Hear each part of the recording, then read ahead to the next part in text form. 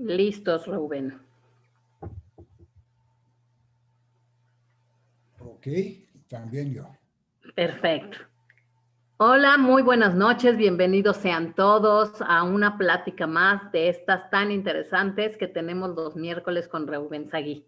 Antes de empezar, quiero darles la más cordial bienvenida a todos los que están conectados por nuestra plataforma de Zoom y de Facebook y recordarles que queda grabada la plática tanto en Facebook como en YouTube de La Keile para la gente que la quiera volver a ver o que no pudo verla o que sabe de alguien que le interesara verla. Asimismo, les recuerdo que al final de la plática podrán hacer preguntas y respuestas, siempre conservando el orden, porfa, y teniendo sus micrófonos cerrados mientras que Rubén habla. Muchísimas gracias, Rubén. Bienvenido nuevamente. ¿Cómo estás?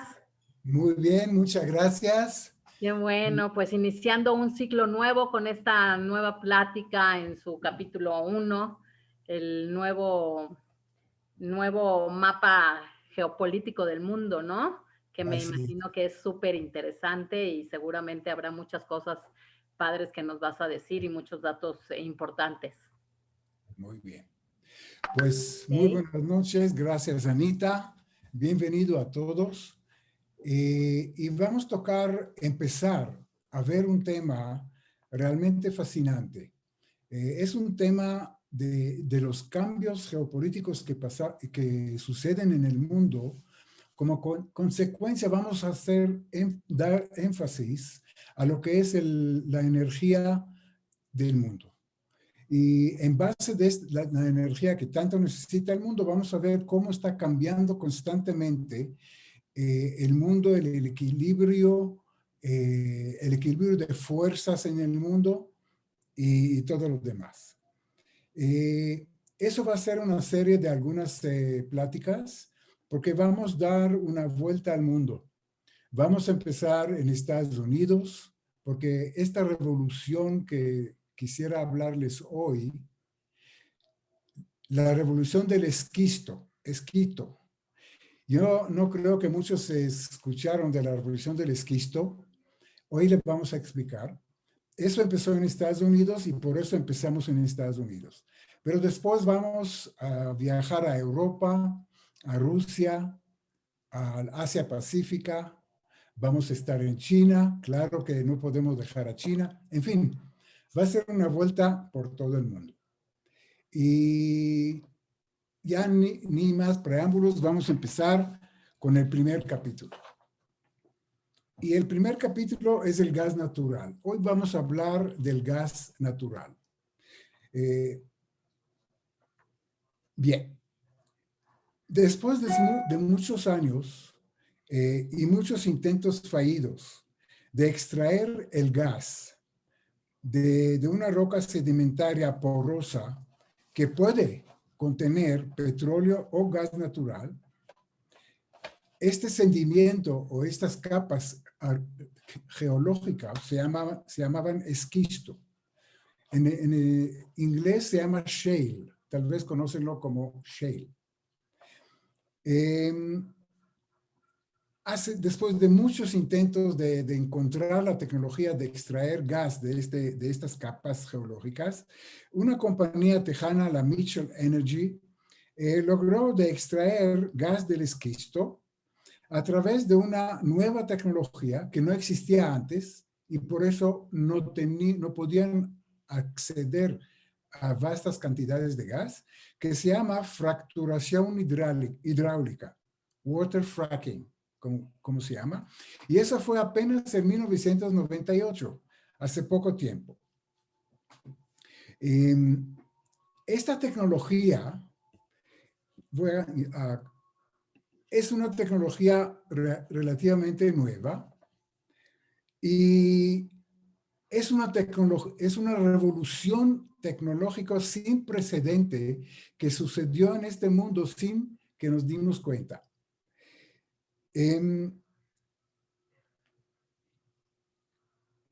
Esta tecnología se conocía, pero no era económica, porque usaban para el proceso de extracción la goma guar, y la goma guar crece, está solamente procediendo de la India. En el India crece una leguminosa de la cual extraen esta goma guar. Y esta leguminosa, esta goma guar, es una molécula polimétrica lineal y la usaron durante este proceso, pero es muy cara porque está usada en la industria alimenticia. En muchos de la industria alimenticia usan la extracción de esta leguminosa. Y mientras usaban esta goma guar en el proceso de extracción de gas, era muy caro y prácticamente no era factible económicamente. Entonces, solamente cuando encontraron un químico que es parecido a este tipo de moléculas, entonces pudieron reemplazar este material tan caro en un material tan barato y empezó la revolución del esquisto porque era ya económicamente factible de usar. Las primeras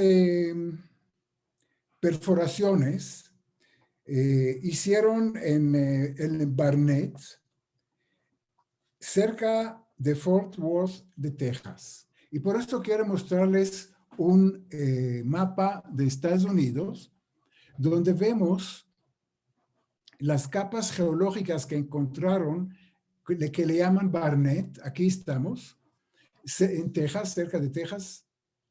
Y acá empezaron las primeras perforaciones con esta nueva tecnología. Hasta entonces, utilizaron perforaciones verticales. Aquí podemos ver, aquí vemos, eso fue, estamos hablando de Texas, del mismo lugar que se llama Barnett. Fíjense, en la capa de arriba no hay nada. Es un desierto o un lugar donde hay nada. Hay poca agua, no se puede producir agricultura. Eran tierras que no servían para nada. Entonces, la perforación tradicional de toda la vida era una perforación, aquí vemos el pozo, vertical, perforando a la profundidad hasta llegar a la capa donde estaba el gas. Y al llegar a la capa donde estaba el gas, fíjense, podían extraer el gas por este pozo hacia arriba.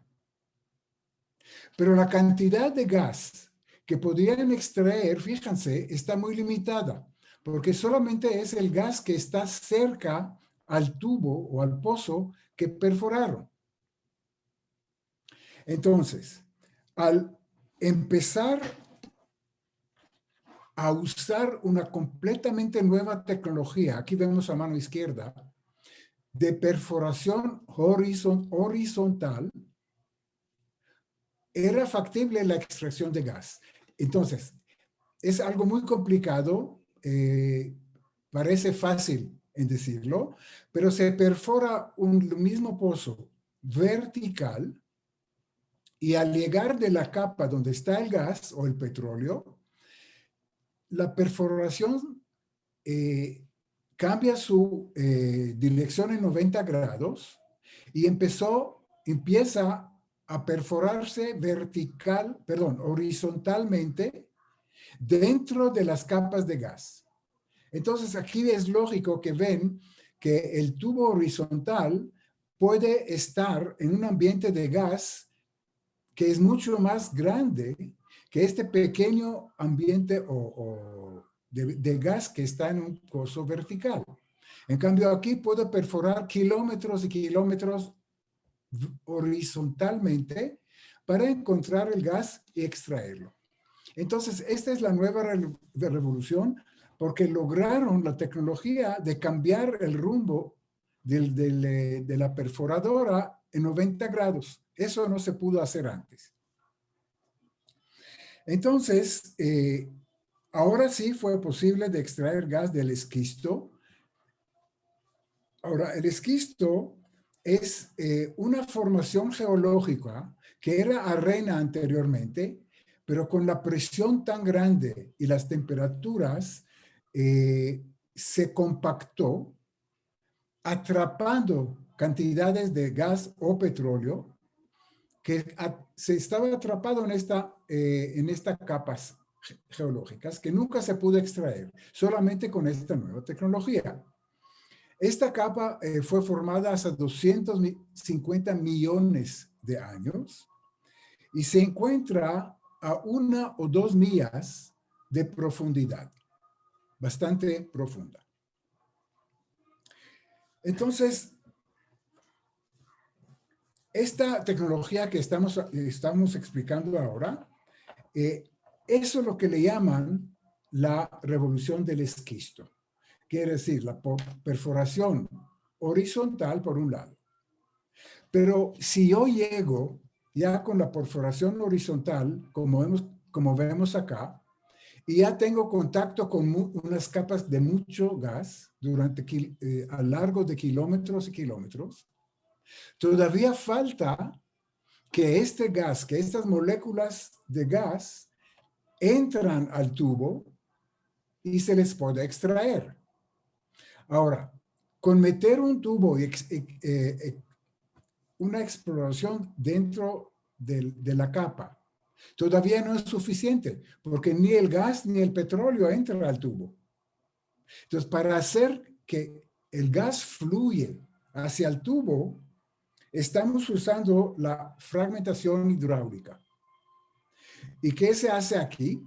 Se inyecta agua con diferentes tipos de químicos con presión muy alta para fracturar esta capa de la roca y generar pequeños poros dentro de la misma para que las moléculas de gas puedan fluir a través de estos poros hacia el pozo y salir hacia arriba.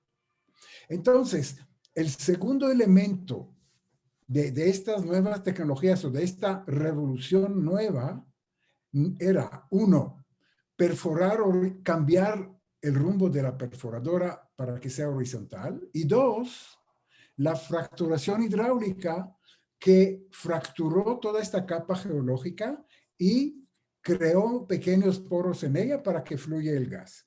Entonces, esos eran los dos elementos que llegaron a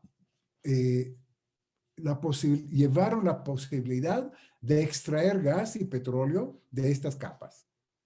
Aquí podemos ver un esquema tal vez un poquito más clara. Mira, ese es el pozo de gas o petróleo.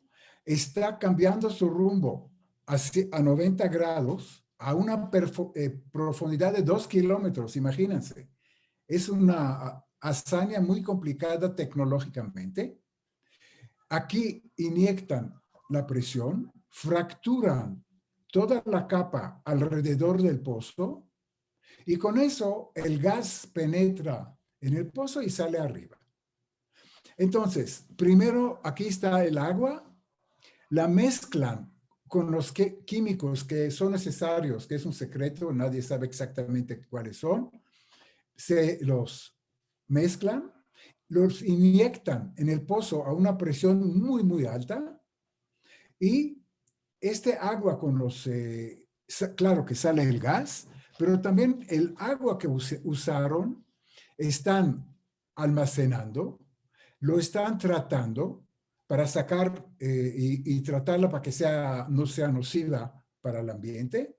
Y el agua que está tratada, ya está purificada, les ponen en unos depósitos o en la misma bajo tierra o en otros lugares. Eso es esquemáticamente la tecnología. Bueno, yo creo que con eso ya podemos seguir. En el 2003, todas las proyecciones energéticos en Estados Unidos demostraron que va a haber una escasez enorme de gas y petróleo de Estados Unidos y estimaban que el país va a depender de importaciones de gas, estamos hablando ahora de gas, desde el exterior, y las necesidades energéticas del país no podían abastecerse con lo que tienen en el mismo país. Y eso fueron las proyecciones y la idea de durante muchos años.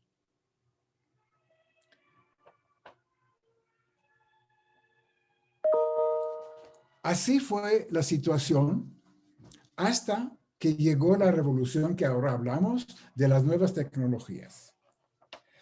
Ahora, en la época de fracturación hidráulica, las grandes compañías petroleras invirtieron y buscaron gas fuera de Estados Unidos, porque la noción y la idea era que en Estados Unidos no hay gas, que va a tener que importar gas inclusive para su consumo interno. Entonces fueron lo que llaman offshore, fuera de Estados Unidos. Invirtieron en perforaciones en el Golfo de México, aguas profundas, y en otras partes del mundo, descartando siempre la inversión en Estados Unidos. Entonces, la exploración de gas, aquí vamos a hablar la historia de esta tecnología. La exploración de gas y esta tecnología fueron dejadas en manos de pequeñas compañías en Estados Unidos, que no tenían la capital ni la experiencia de ir afuera y perforar en aguas profundas en el Golfo de México, por ejemplo, y ellos trataron de llevar esta nueva tecnología y causaron esta revolución.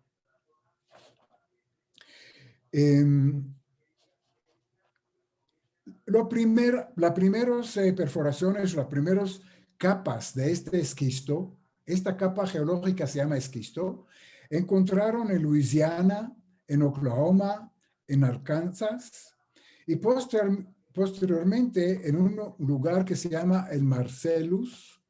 Aquí vemos el Marcellus. Entonces, cerca de Nueva York, al norte, y después que llegó hasta Pensilvania, Ohio, West Virginia y hasta Canadá.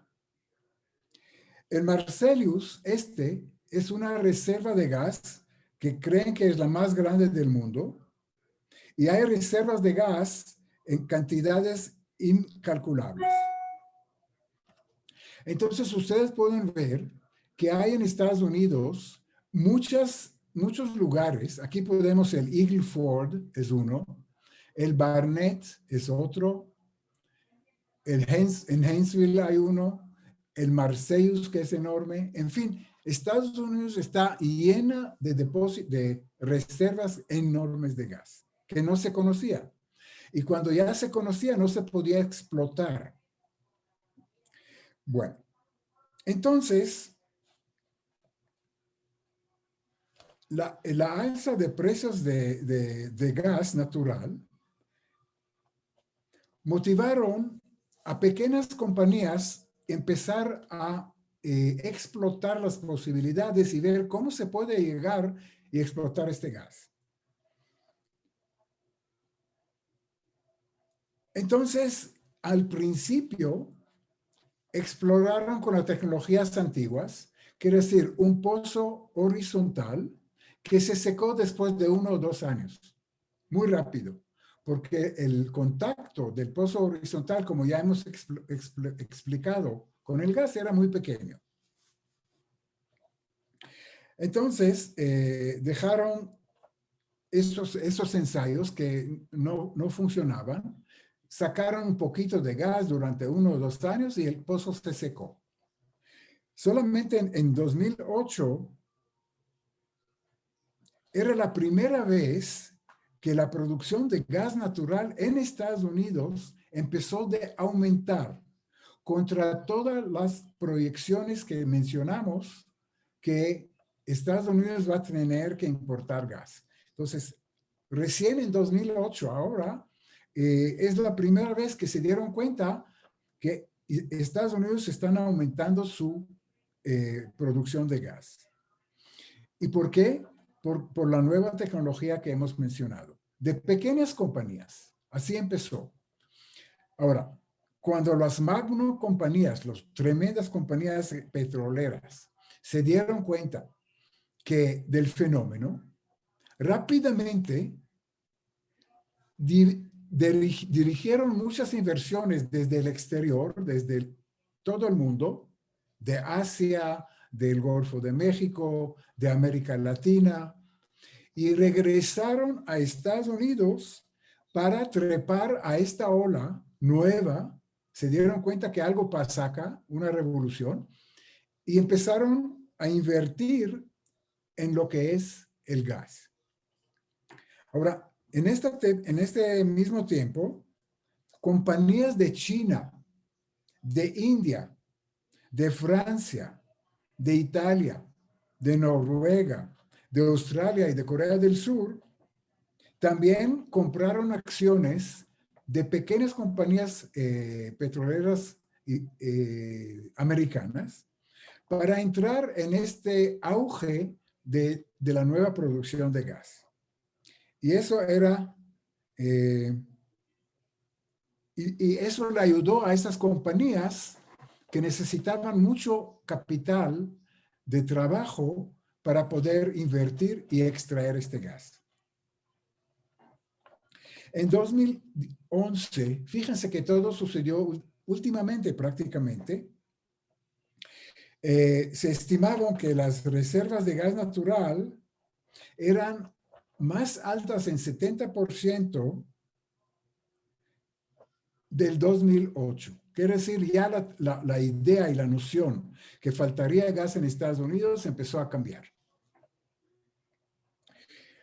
Ahora, en 2019, las estimaciones de las reservas ya crecían en 300% de las estimaciones que tenían en 2008. Quiere decir, era algo increíblemente que creció muy, muy rápido. Entonces, con todas estas proyecciones y con la nueva tecnología, se dieron cuenta que hay un auge en la cantidad de gas que se va a producir en Estados Unidos. Y aquí dejamos el gas y hablamos dos palabras del petróleo. Hubo una pequeña compañía en Texas que se dio cuenta, nada más un dato adicional antes de decirles eso, que en los años 90, el gas natural representó el 17%. Hablamos del sector de generación de energía eléctrica, porque es muy importante y es actual. La energía eléctrica en Estados Unidos, su principal fuente de energía para generar energía eléctrica eran plantas termoeléctricas que usaban el carbón como combustible para generar energía eléctrica. Lo que todos sabemos es muy contaminante, poco eficiente y caro. Durante los 70 y los 80, el gobierno de Estados Unidos prohibió el uso de gas natural en la generación de energía eléctrica. ¿Y por qué? Porque todas las proyecciones, como hemos mencionado, dijeron que no va a haber gas en Estados Unidos muy pronto. Entonces, en estos años, sacaron leyes federales que no se puede usar el gas natural en la generación de energía eléctrica. Y fomentaban el uso del carbón, fíjense qué absurdo, de punto de vista ecológico, de usar el carbón. Y por eso, en los años 90 todavía, el gas natural representó apenas el 17% en la generación de energía eléctrica del sector. Ahora, en 2007, El carbón era el principal combustible para esta generación y se presentó el 50% de materia prima de energía para producir energía eléctrica. Disminuyendo, hoy día o en 2019, apenas representa el 24%, quiere decir la mitad, menos de la mitad. En cambio, el gas natural ya representa casi el 40% de la fuente energética para este sector. Y esta fue la razón que Trump y otras personas dijeron que entrar en el tratado de energías verdes no es muy lógico. Porque imagínense, solamente por el hecho de un gas natural abundante y barato en Estados Unidos, sustituyeron la producción de energía eléctrica, sustituyeron el carbón por gas natural. Y solo por este hecho, las emisiones de contaminantes del CO2, que es un gas de invernadero de Estados Unidos, disminuyeron de una forma increíble, sin hacer ningún esfuerzo adicional, solamente por eso. Y por eso Estados Unidos prácticamente casi cumplió con todos los estándares que pusieron en las convenciones internacionales de emisiones contaminantes hacia la atmósfera para evitar el asunto de calentamiento global. Bien.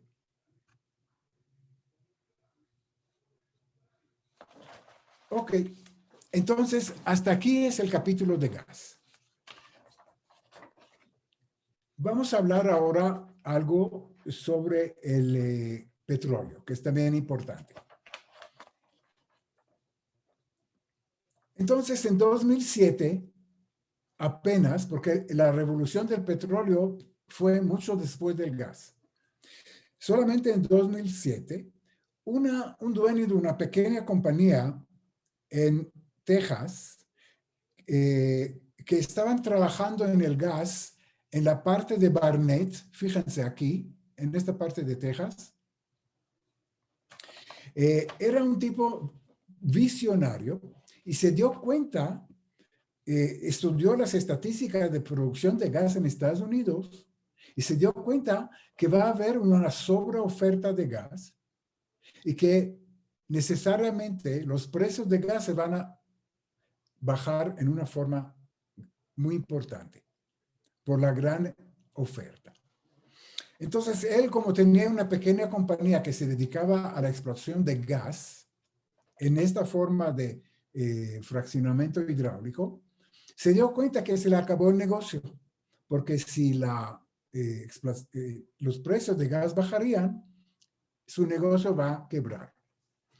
Entonces, se le ocurrió la idea, ¿por qué no usamos esta misma tecnología para extraer el petróleo?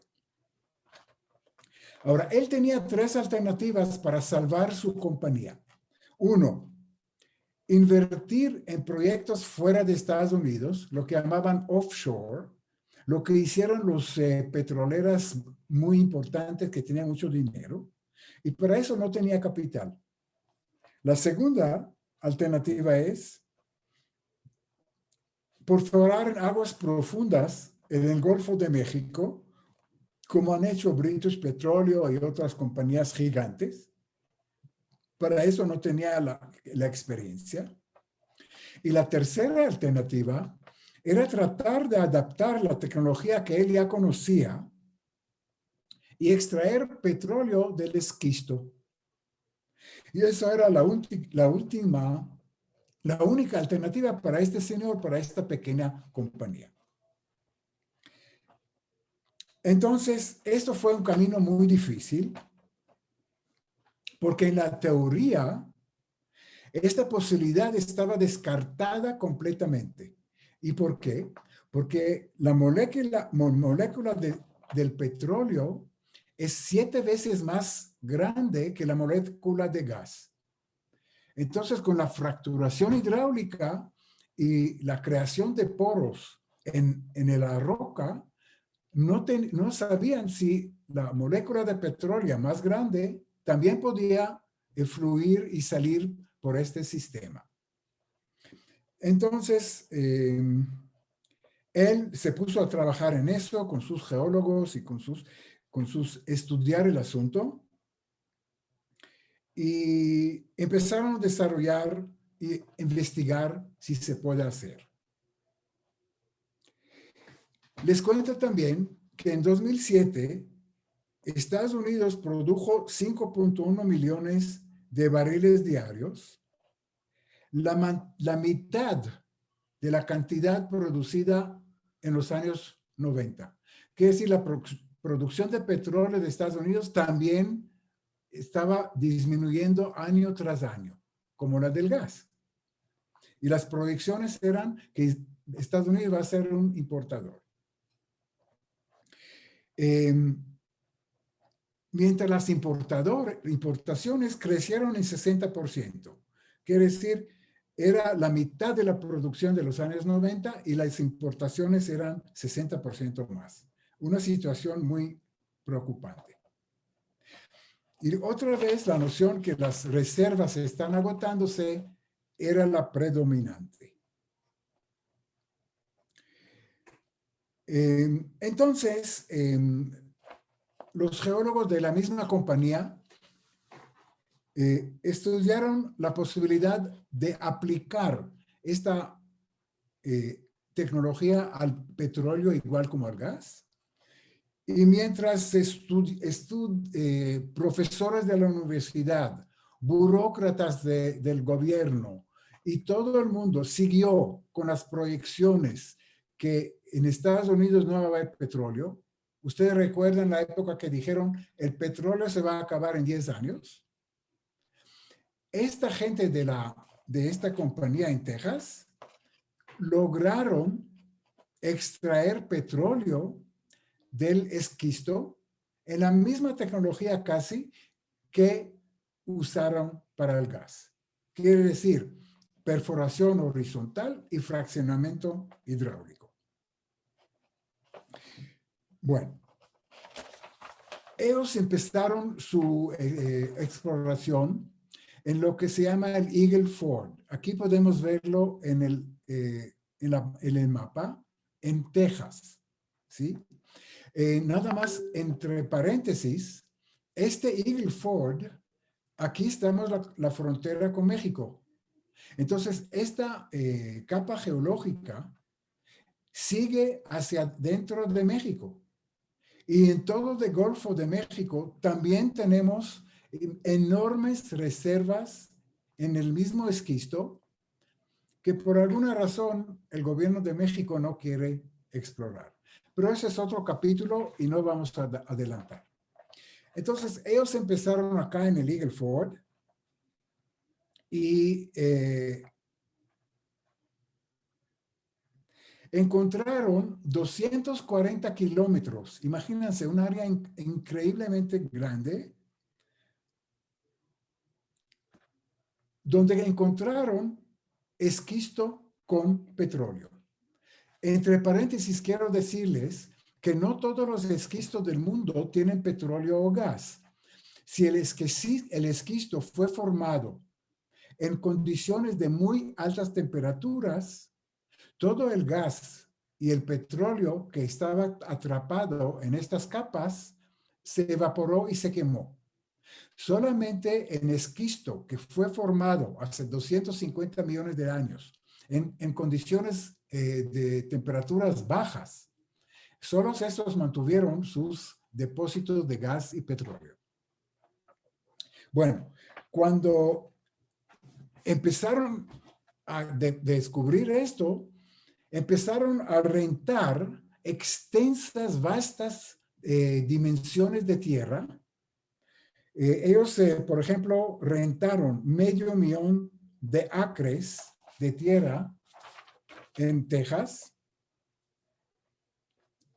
estimando las reservas de petróleo en 1,000 millones de barriles. Pero cuando empezaron la perforación, se dieron cuenta que las reservas son mucho más grandes. Ahora, hay un punto interesante, ¿cómo fueron los contratos?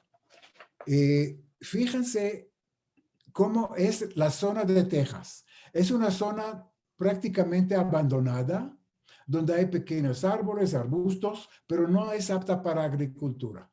Y los dueños de este terreno, los terrenos no valían nada. Entonces, esta compañía aprovechó y rentó miles y miles de hectáreas para la perforación del petróleo. Y los contratos que hicieron con los dueños eran en los siguientes términos. Le rentaron la tierra durante 20 años o 30 años a largo plazo sin pagarle nada al dueño. Pero sí, en caso de encontrar petróleo, el dueño que rentó su tierra recibió un porcentaje de la producción petrolera que era una fortuna para esas personas. Pero en caso de no encontrar petróleo, no se le pagó nada, él no participó en la inversión de la compañía y la compañía tampoco le pagó nada. Esto era el modus vivendi de los contratos que se hicieron. Y les cuento que muchos hacendados de Texas, que tenían miles y miles de hectáreas, se hicieron multimillonarios con esos contratos al encontrar el gas. Bien.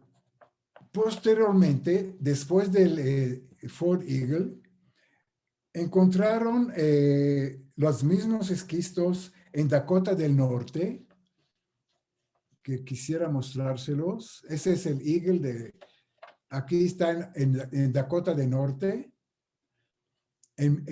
cerca de Montana. Y después se encontraron en muchos lugares más. En el valle de Williston, que es toda esta cuenca de Williston, encontrado en 1951 mucho petróleo, pero otra vez no podían extraerlo hasta cambiar la tecnología. Ellos lo llamaron El Dorado, pero al empezar en los años 50 a perforar por petróleo era un gran fracaso y no podían hacer nada. Aquí quedó la situación hasta los años 2000, cuando con la nueva tecnología pudieron explorar todo esto y realmente volvieron a encontrar el dorado, el tesoro del petróleo. Entonces, la producción de petróleo en Estados Unidos empezó a aumentarse de una forma increíble. Todas las proyecciones de déficit y de que se acaba el petróleo se cambiaron completamente. Y le doy 2 o 3 números nada más para que se vean. La producción en Bacon, en este lugar, acá está el Bacon, por ejemplo, al norte. Cuando empezaron a perforar, eran 85,000 barriles en 2004. En 2011 ya llegaron a 420,000 barriles por día. Y en 2011 llegaron a 1.1 millones de barriles por día. Entonces, un aumento exponencial de la producción de petróleo. Dakota del Norte, por ejemplo, lo que vimos acá, este estado, sobrepasó la producción de California. Imagínense, un estado con una producción de petróleo tradicional de hace muchísimos años, de los años 20, y llegó a ser el tercer productor en Estados Unidos después de Texas y Alaska. Bien. Ahora, la industria petrolera que creció tan rápido también tuvo su influencia en otras industrias. Por ejemplo, las industrias de ferrocarriles en Estados Unidos estaba moribunda, porque ellos transportaron el carbón hacia las plantas de generación de energía eléctrica. Y cuando el carbón se dejó de usar, prácticamente estaban quebrados. Pero con el petróleo que encontraron, empezaron a transportar el petróleo en estos ferrocarriles y revivieron esta industria. Bien, un capítulo, el último de hoy, es los grupos ambientalistas. Y quiero contarles una historia increíble que ustedes no la van a creer. Les cuento que en el año 2012 demandaron penalmente 3 compañías, los dueños de 3 compañías petroleras. Una, ¿por qué? ¿Cuál era la demanda? ¿Por qué? Porque mataron. Bueno, primero vamos a ver quién lo hizo. Lo que lo hicieron era el departamento que se llama Fish and Wildlife Services. Era el departamento que se encargaba de toda la vida silvestre de Estados Unidos. Y demandaron a la compañía petrolera Continental, y ¿saben por qué? Penalmente, por la muerte de 28 aves migratorias. Demandaron porque mataron 28 aves migratorias. Fíjense que estas aves migratorias inclusive viven en zonas urbanas y no son tan migratorias. Para darles una perspectiva nada más, les cuento que en Estados Unidos, comparando con las 28 aves migratorios que murieron, y un ave migratorio murió por esta compañía Continental, entonces en Estados Unidos hay 500,000 aves migratorios que mueren por causa de las turbinas eólicas. ¿Ok? 500,000, comparando con la una que estaba en el juicio. 60 millones de aves están muriendo por choques con coches. Los coches están matando 60 millones de aves migratorios cada año. Bueno, 100 millones de aves migratorios mueren anualmente cuando chocan con ventanas de cristal en edificios altos y bajos, etcétera, etcétera. Y 3.700 millones de aves migratorios mueren por causa de, no van a imaginarse, de los gatos. En otras palabras, los gatos matan 3.700 millones de aves migratorios. Bueno, para hacer una larga historia corta, este juicio, después de muchos años de litigio, fue anulado por un juez federal, pero eso les muestra a qué extremo llegaron los grupos ambientalistas en Estados Unidos que lucharon contra la industria petrolera del país.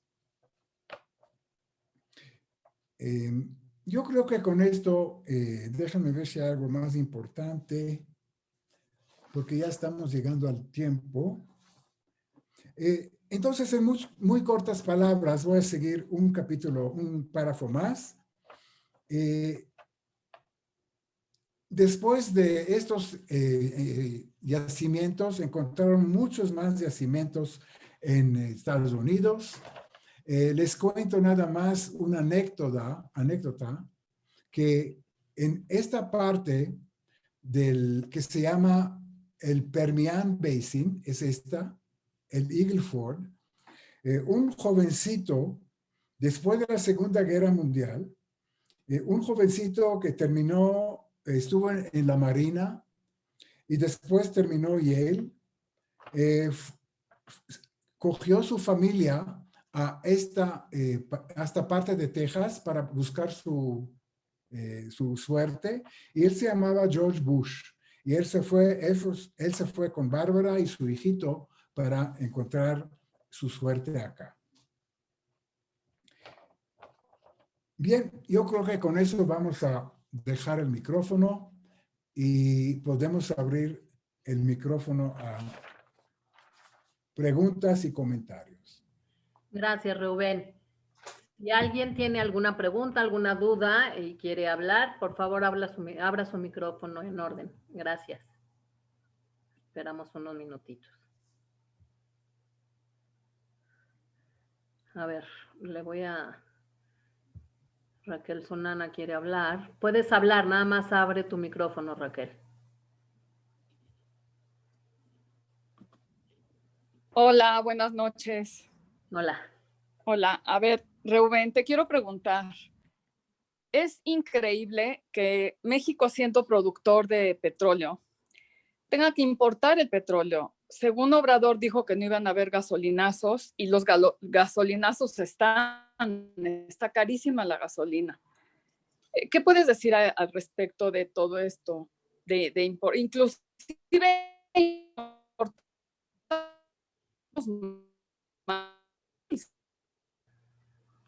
Te congelaste, Raquel.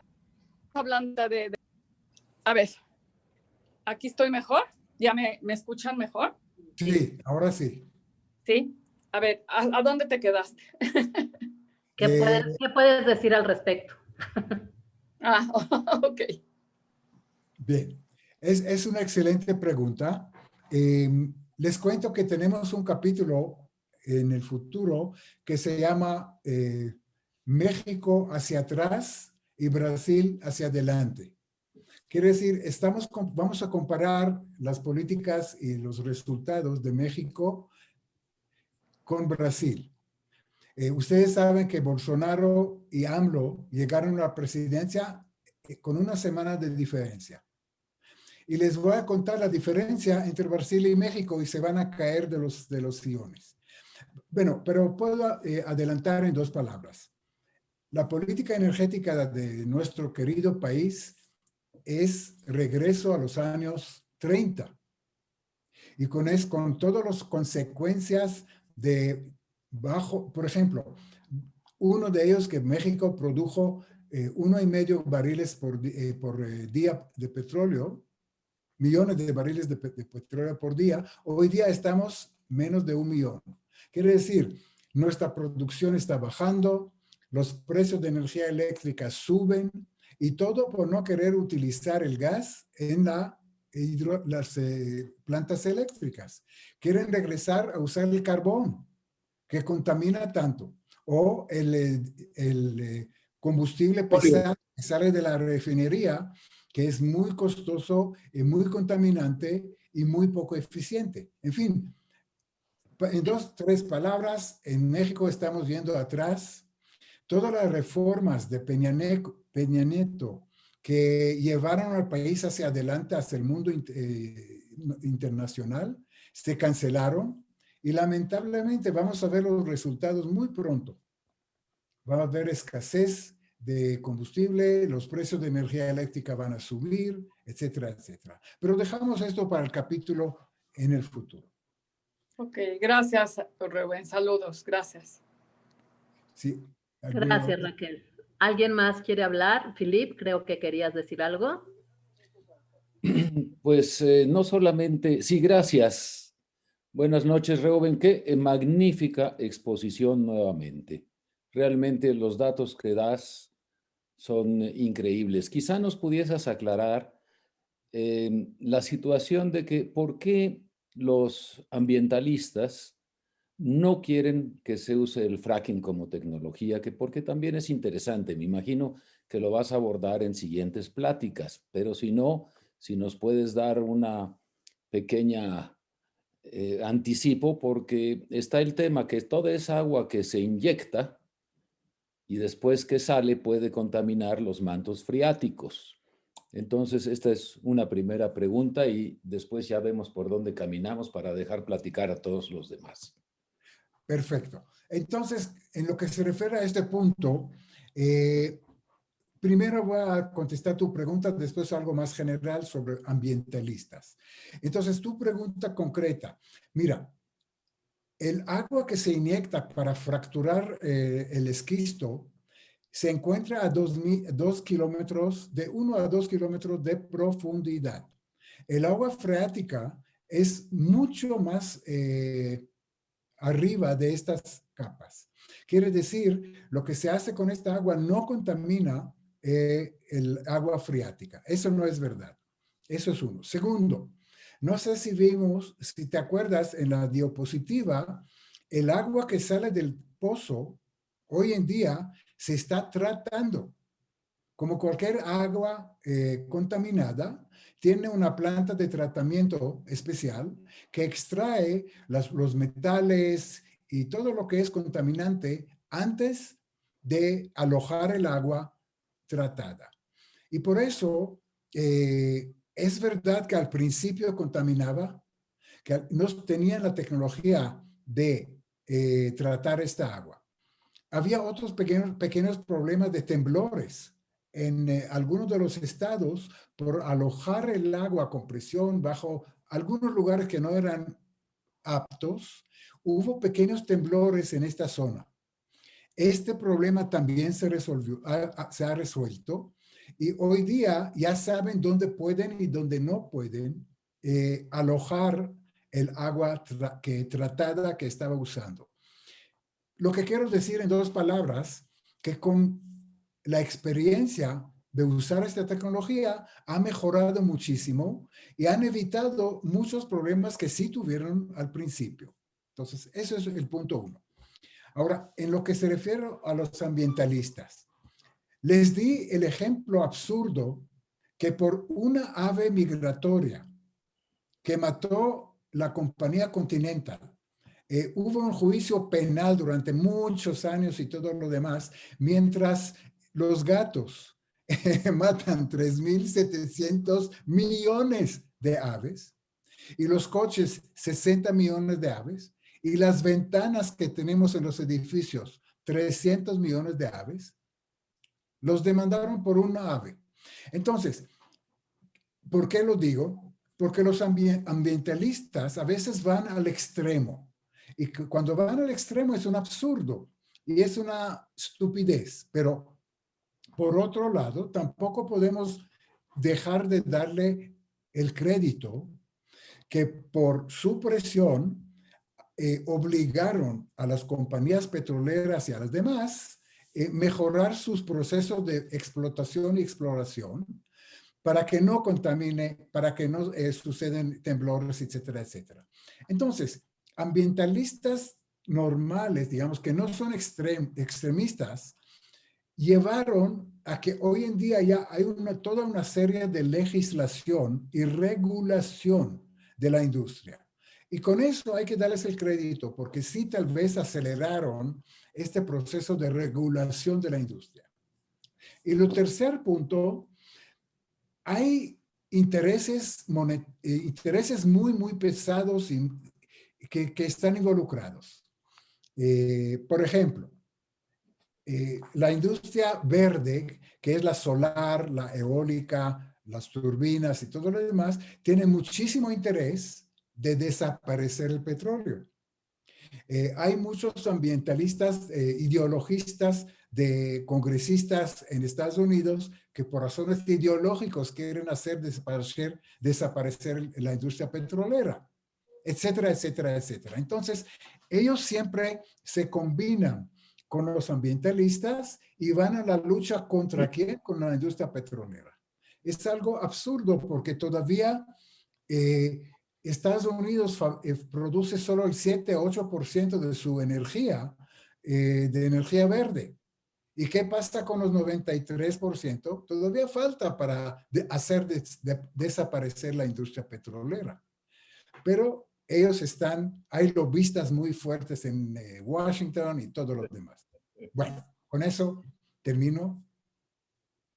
¿Te contesté? Te hago 3 comentarios sobre lo que dijiste, pequeñitos. Sí. La primera, se te olvidó decir la cantidad de aves que matan las turbinas de los aviones. Ya dije. No, turbinas de aviones no mencionaste, pero es... Ah, no, de aviones no. No. Las turbinas de aviones, inclusive, ha habido accidentes de aviones que se encuentran con una parvada demasiado grande y ha habido aviones que se han ido a tierra. Claro. Eso es una anotación. La segunda es que a lo mejor las 27 aves, pues ahí estaba el Ave María o algo pasó. Así es. La tercera situación es sobre el agua nada más. Esa agua que ya está filtrada en esos terrenos tan desérticos, pues debe ser una bendición para los propietarios porque pueden pensar en algo de agricultura con esto. Exactamente. Es agua tratada. Fíjate, Israel usa todo su agua negra, todo, 98% de agua negra que sale por los excusados para usarla en la agricultura. Toda el agua de agricultura de Israel es agua tratada de agua negra. Entonces, tratar el agua es una cuestión técnica de un proceso que hay que hacer y no se puede decir que contaminamos. Entonces, es verdad lo que dices.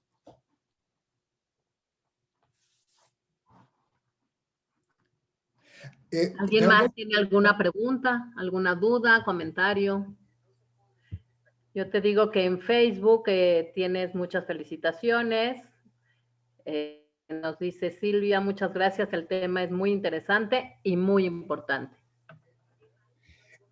Entonces, tal vez para resumir, mira, el asunto, el punto que tocamos de los ambientalistas y todo lo demás, el asunto es encontrar un punto de equilibrio.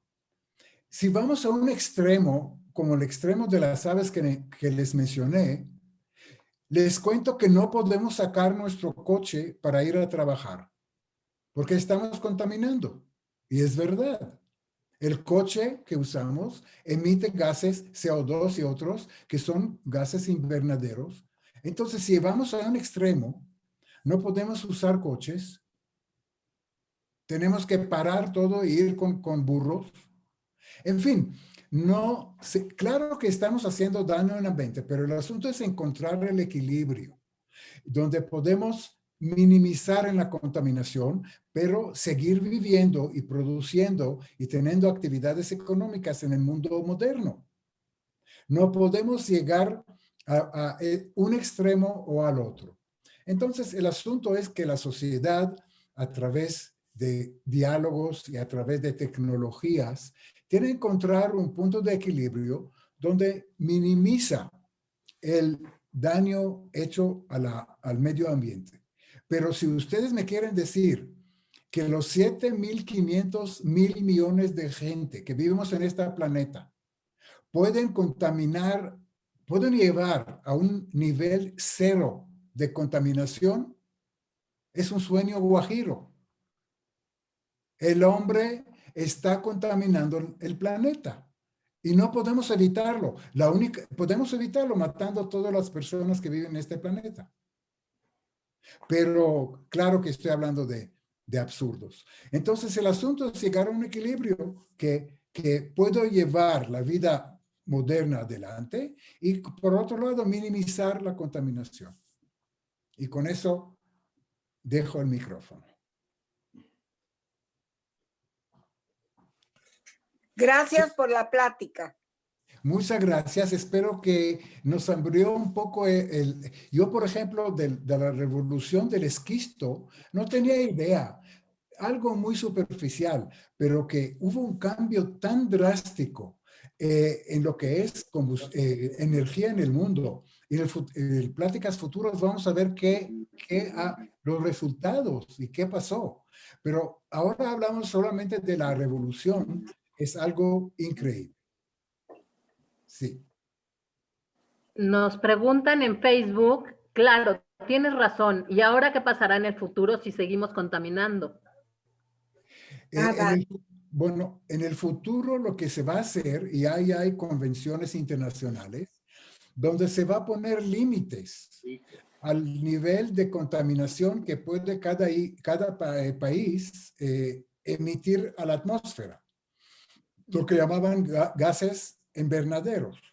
Entonces vamos a limitar. Los más contaminantes del mundo hoy día, ¿saben quiénes son? 2, China e India. Ellos contaminan en una forma increíble. Estados Unidos bajó muchísimo. ¿Por qué? Por el cambio de carbono, del carbón por gas natural en la generación de energía eléctrica. Pero también contamina bastante. Entonces, hay un tratado internacional que ahora Biden se va a entrar a este tratado otra vez, en el cual cada país va a limitar la cantidad de gases de invernadero que puede emitir a la atmósfera. En la práctica, Trump tenía mucha razón en salirse de este tratado. ¿Por qué? Porque Estados Unidos, vuelvo a repetir la tercera vez, bajó mucho su contaminación. En cambio, China e India están aumentando y aumentando y aumentando. Y si Estados Unidos entraría en eso, o entró en eso, eso significa ser menos competitivo. ¿Por qué?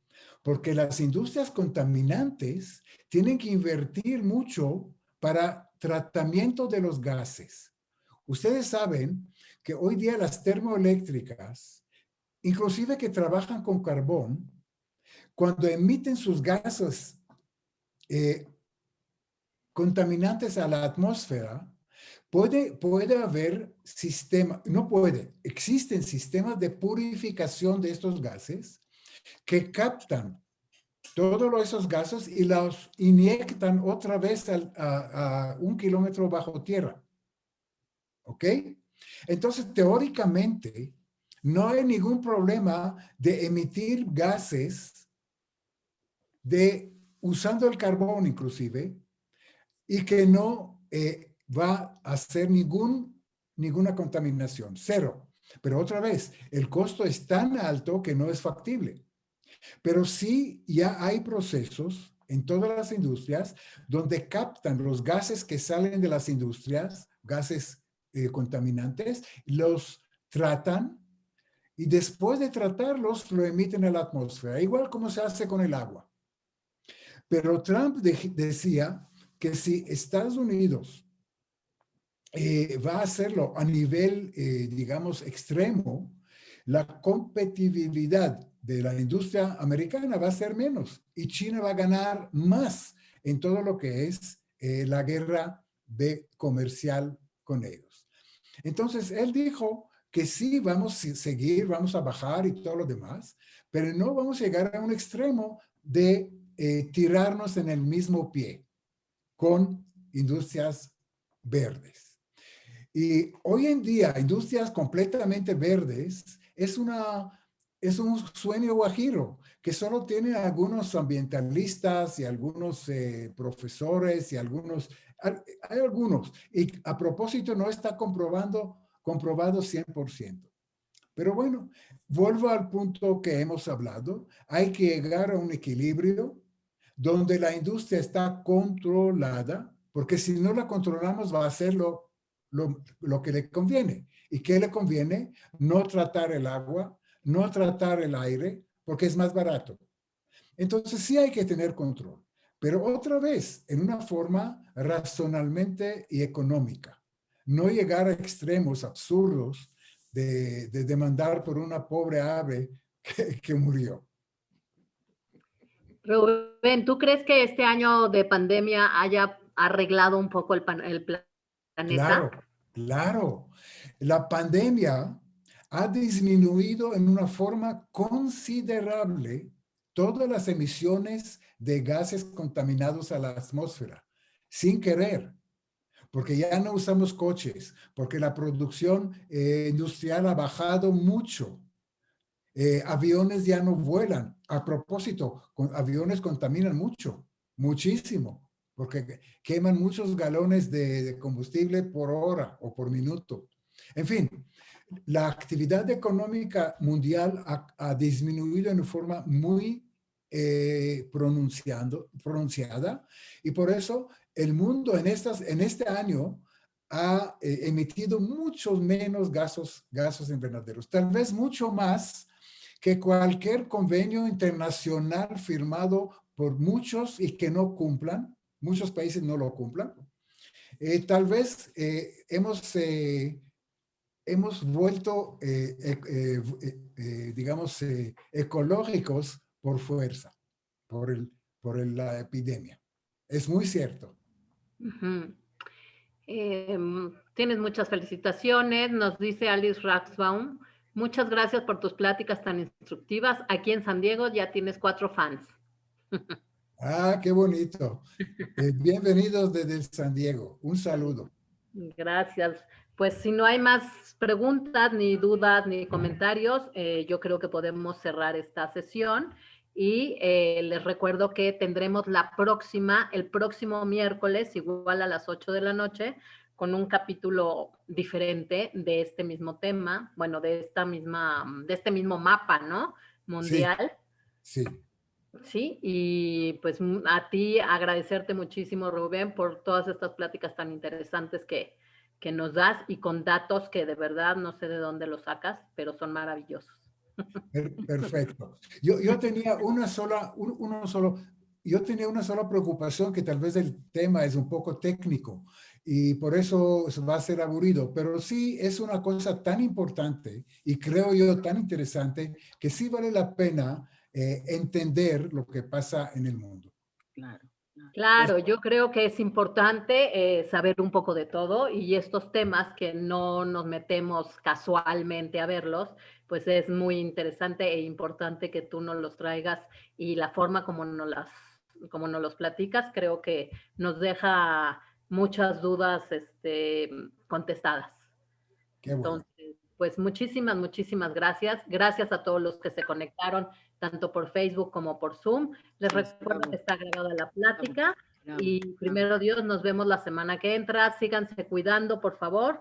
Y pues ya saben que la Keile es su casa. Gracias. Gracias. Rubén, muchísimas gracias. Hasta luego. Bye a todos. Bye.